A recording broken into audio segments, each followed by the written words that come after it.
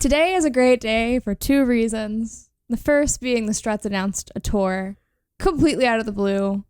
That Leah didn't know about. I haven't felt calm since 10 o'clock this morning, and I have not had any caffeine, so that tells you where I'm at right now. But it's also a great day because we interviewed one of our, I don't want to say biggest fans because that makes our show sound a lot bigger than it really is, but one of our biggest cheerleaders / fellow music enthusiast. Baylee Avery, she works for Banded, which if you are an avid listener of our show, you remember we interviewed Rebecca a couple months ago now. Time doesn't make sense. Who founded Banded. So, we're going to slowly work through all of her employees on this show. Yes. Send us a roster. Send us a roster. That was a very long sentence, I'm now realizing. But you did it all in one breath. I was impressed. I did. I'm very hyped up right now. I don't know why. It's 8:30 at night. But I'm Leah. I'm Beth Ann. And this is She Will Rack You. Where are they getting a dump in a CBS executive meeting? No. Bitch, don't touch my thermostat. The ghost be like, hold up, before I haunt you, let me turn down the thermostat. Who is this band? We're on page 1, guys. This is She Will Rack You. Tonight is a very special night because we are joined by one of our biggest cheerleaders, Baylee Avery. Woo! And today we cheer you on, Baylee. Yes. Because Baylee also happens to be a music journalist, and we are all about interviewing people in all aspects of the industry here.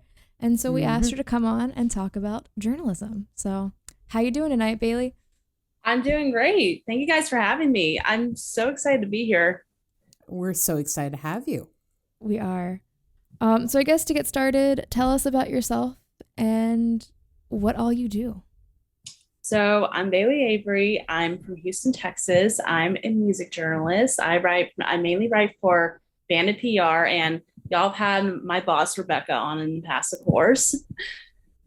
So, of course, I do basically what most music journalists do: write reviews on songs and interview artists, and meet some pretty cool people.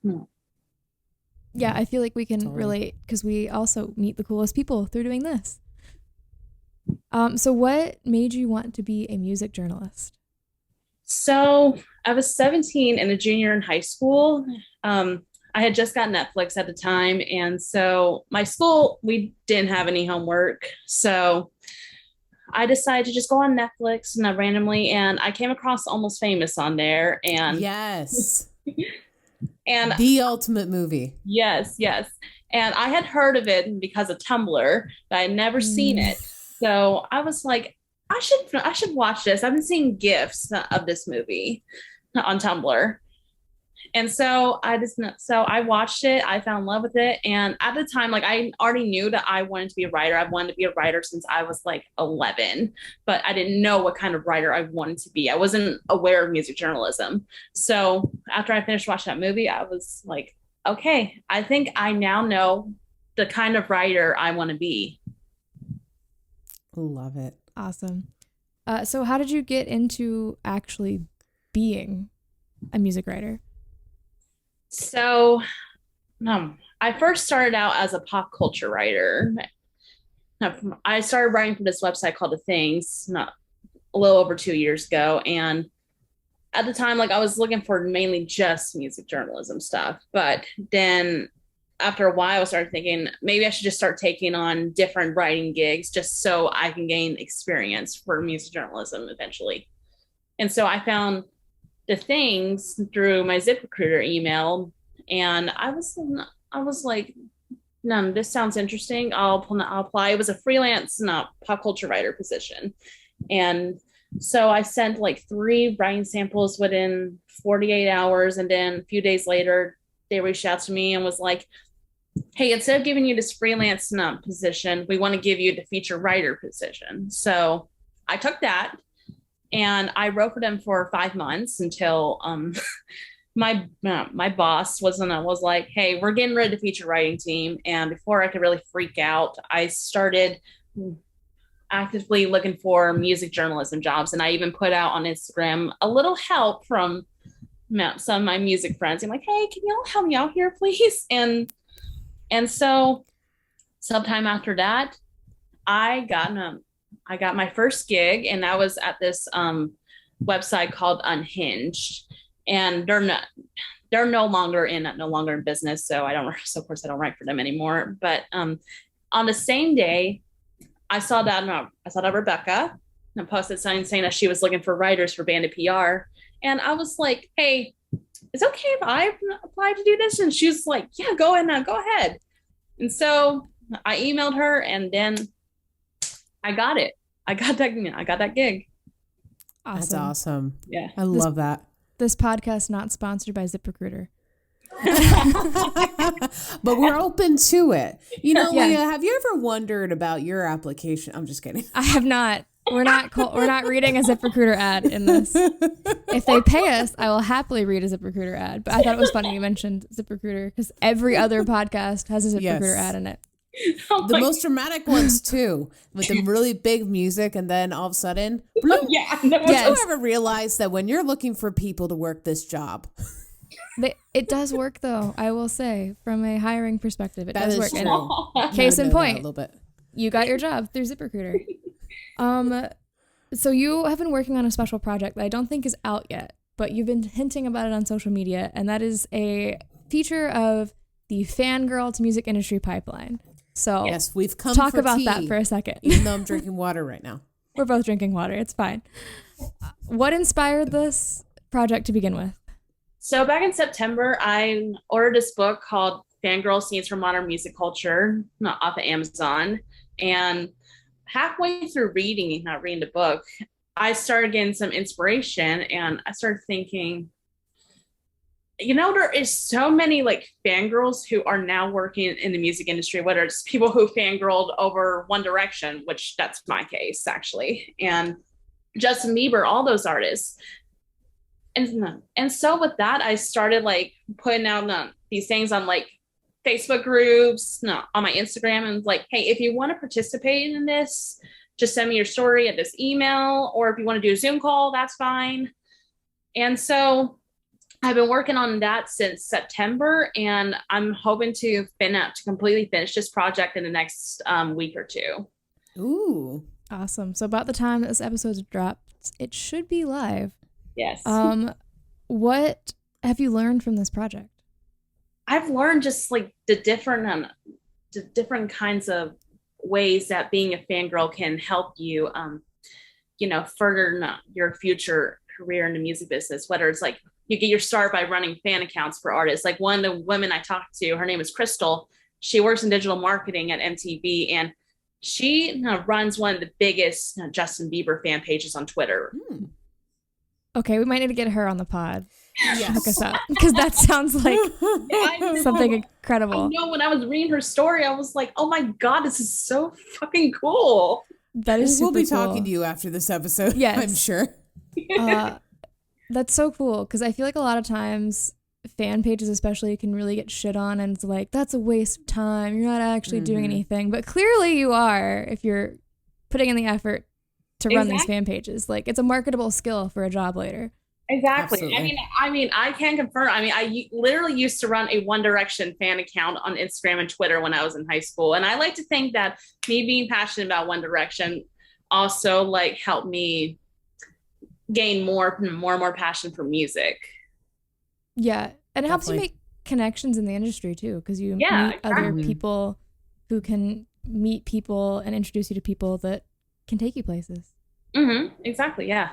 Working in the music industry and in the journalism industry, what's been the most surprising thing that you've learned? I think the just the ways you can be friends with different people, like musicians and stuff like that. Like, of course, y'all probably see me post about a certain band that I'm friends with, the Living Street. And to me, that's one big example of it, because I became friends with them before I even became a music journalist. And they were one of the people who encouraged me to actually become a music journalist a little bit later, and a few weeks later. But as time went by, I started like realizing, like when working for Bandit, I found myself amazed by all these different like people and artists that you can form this connection with. Because there's so many like other artists that I have met over the last couple of years that have become pretty good friends of mine, and they're some of the most amazing people I have met, and I guess I just didn't expect to become friends with these amazing musicians the way I have. So that itself was actually the most surprising part to me. I agree with that. Yeah, I think the best artists are the ones that take the time to actually get to know their fans and aren't just like cash grabbing them for all that they're worth. Yeah, exactly. I mean, when I saw the Living Street, I was staying at a condo across the street, and so I heard the music not playing, and for a while I was just like, when is this gonna end? I have to write this stupid Ariana Grande article for my job. And then I called that blessing in disguise because I really hated writing that article. But so after an hour, I was like, you know what? I like the sound of this music too much. I hate this article, so I'm gonna get up and just go over there. And so I did. I literally ended up emptying my entire wallet with that had cash in it and put it in her tip bucket. That's amazing. That's a good move. Every band needs someone like that. Yeah, exactly. You gotta tip your bands, people, like you tip waitresses a lot. Yeah, exactly. More than 15%. That's what I'm talking about in recession time, folks. Yeah, because I literally probably every few songs I get up and just like go. But then when one person does it, like if someone else does it, because someone's got to be that first person. So yes. Yeah, exactly. You started 100%. The chain reaction. Mm-hmm. So speaking of the Living Street, what are some other artists that inspire you to do what you do? That's a good question. I'd say like a lot of the more like current like rock bands, like Greta Van Fleet, Dirty Honey, all those kinds of bands. And I also love the Struts, so they're another one of my inspirations. And I also really love Hannah Wicklund. She's so cool. And some non-rock artists that inspire me, Lana Del Rey. One big example, because I've loved her for over 10 years, and me loving her as much as I have been the last 10 years played a huge part. And also Lorde, Harry Styles. It's his birthday today. It is his birthday. It's my entire Instagram feed today. Happy birthday, Harry. Yes. I actually tweeted earlier. I said that Harry Styles' birthday is now a national holiday. Yes, it is. I think I've seen more illustrations today of Harry Styles than I have at any other time. Yes. Yeah, same here. And for those listening in the future, it's February 1st right now. So yes. If you're listening to this on release date, it's not his birthday. Don't tweet him happy birthday. Please not. That could be awkward. You'll probably have a bunch of fangirls telling you you're wrong. Yeah. What advice do you have for someone who's listening and says, hey, I want to be a music journalist. What should I do? I'd say to just get your start somewhere, wherever you can, whether it's like what I did, pop culture writing.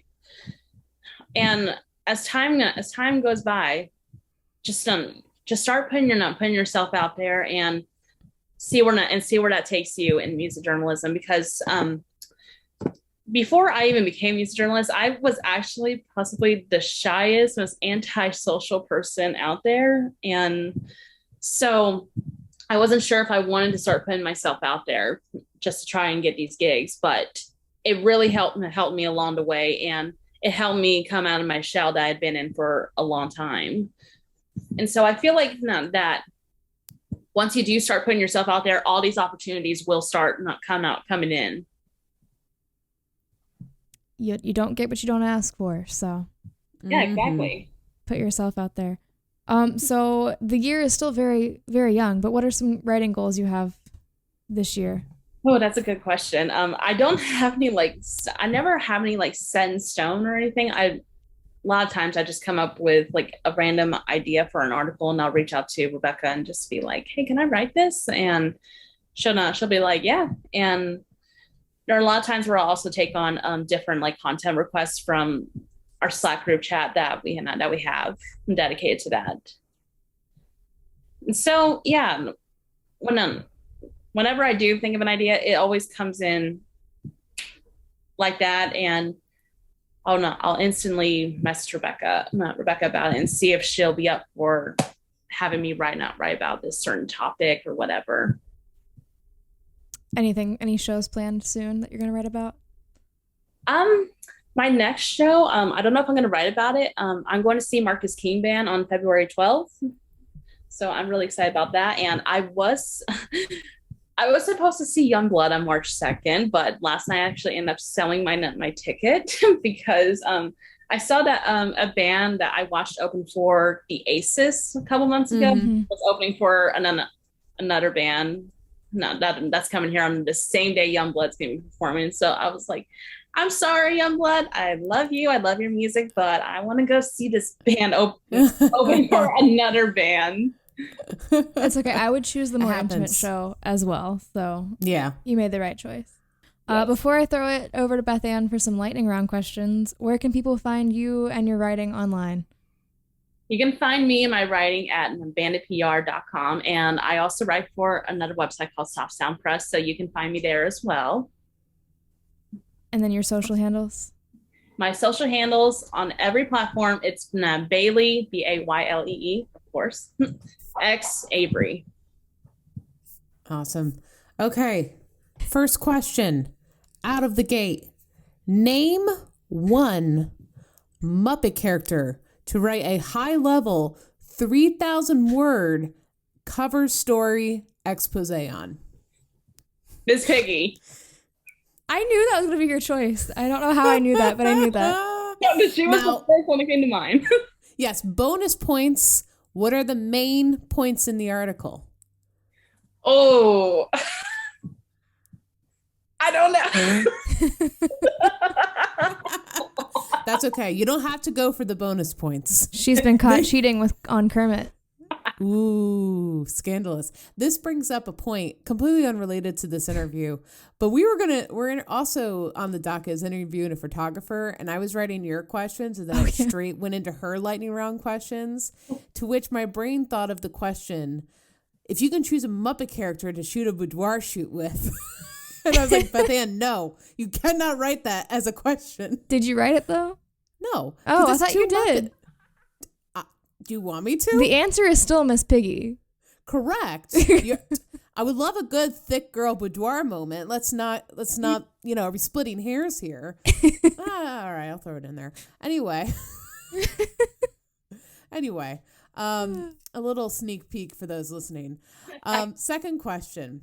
What is the last thing you listened to on Spotify? Ooh, the last thing I listened to on Spotify. It's Sawyer's cover of Everywhere by Fleetwood Mac, because I've been on a listening binge ever since I put my Youngblood ticket up for sale. Love it. If you were building a tour, what 3 artists would you put on? Greta Van Fleet, Dirty Honey, The Living Street. Sweet. That's a good mix. Mm-hmm. Very good mix. I feel like that Metallica tour that Greta Van Fleet was on was just like, here's 3 genres. Yes. Go have fun with them. Very random. Greta Van Fleet and Cage the Yeah. Elephant. I mean, the second I saw that, I was like, sign me up! Even though I didn't go in the end. This is The another people that point of discussion. Oh, go ahead, Leah. Oh, so the people I know who went posted pictures, and it was literally like 3 distinct groups who had like pooled together in the pit. There was like the people wearing all black, the people wearing Greta Van Fleet inspired outfits, and then like the people wearing glitter. Yeah. It was a very weird crowd. I have talked about this so many times, and I will not stop talking about this. But for rock, especially, it's very hard to mix genres. They are very different audiences, and they don't always get along. So anyway, yeah, it's an interesting one, so to speak. And then our signature question. And I feel like we're cheating a little bit because I know you listen to our podcast. But hopefully, gives you time to prepare. If you were a cereal, which would you be and why? Ooh, good question. I'd say Cinnamon Toast Crunch because, well, I'm a sucker for anything involving cinnamon. That's all I have. But you know what? It works so simple and to the point. It is a great cereal. So, Yes. well, thank you so much for joining us on the pod tonight. This was such a good chat, and we look forward to seeing your fangirl piece. Yes. Thank you guys. I had so much fun talking to you guys.